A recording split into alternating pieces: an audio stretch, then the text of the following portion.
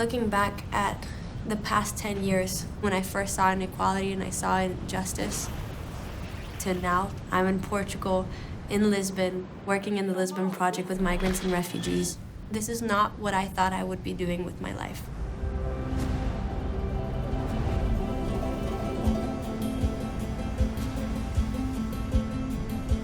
I was 14 the first time that I went to Guinea-Bissau with my dad. Very small country in Western Africa, very poor country. I had never seen poverty with my own eyes. Now what I've seen, I can't unsee. And so when I graduated university, I was sure, now God's gonna take me to a developing country where I'm gonna be able to use whatever I've learned and just dedicate my life to addressing the poverty that first touched my heart when I was 14. I had the experience, I had the studies, I had the right degree. It seemed like the door was opening, everything was gonna work out, all my plans and everything I had done, and the doors kept closing. Was here in Portugal when two friends approached me from church and said, Gabi, have you noticed the migrant and refugee situation in Portugal? We think that you actually should stay in Portugal and we should talk and see if there's anything that you could do. And immediately I shut down the conversation and I said, no, absolutely not. I'm sorry, I'm not staying in Portugal. Maybe speak to somebody else because it's not me. At the same time, I started meeting a few families in Portugal from Nepal, from Iraq, seeing the poverty that they were living in my city, that supposedly everybody's comfortable. Supposedly everybody has access to basic needs. And so I realized that this was something missing.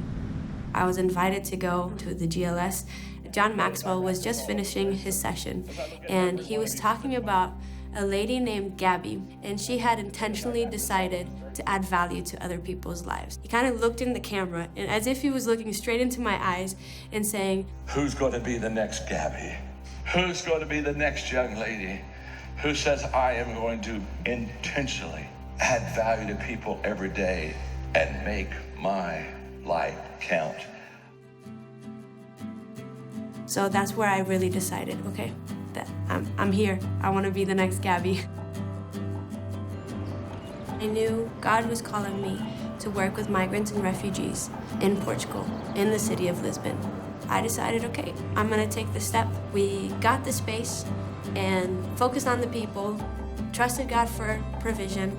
Migrants, refugees, they started coming, and I didn't have a team. I didn't have anyone to provide the services.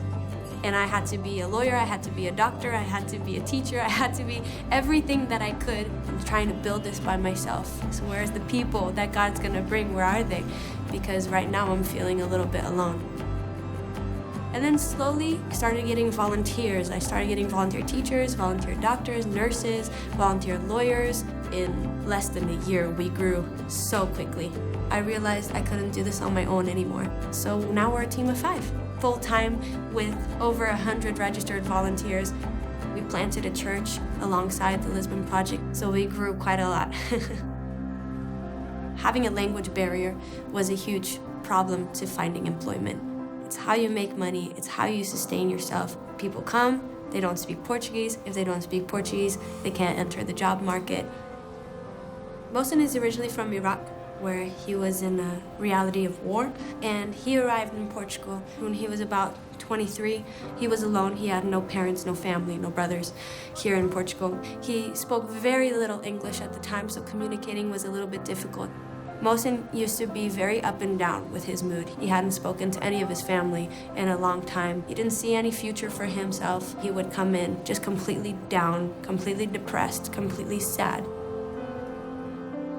We have a partnership with a local grocery store chain in Portugal. We made a deal for him to work the night shift. He could work with his local team in the evenings, so he would still have to start improving his Portuguese, but at least he could start somewhere.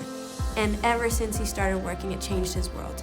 He was empowered. He realized that he was building something. He was taking steps forward. And so last month, he finally got his residency card that gives him 5 years to be in Portugal, and he doesn't have to worry about papers or anything.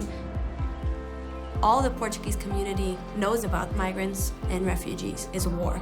At the Lisbon Project, we do a lot of culture celebration. Every month we choose one of the countries that are represented in our community, and we celebrate that country. We celebrate their music, their dance, their food, showing people that these foreigners that are in our country, they're just people.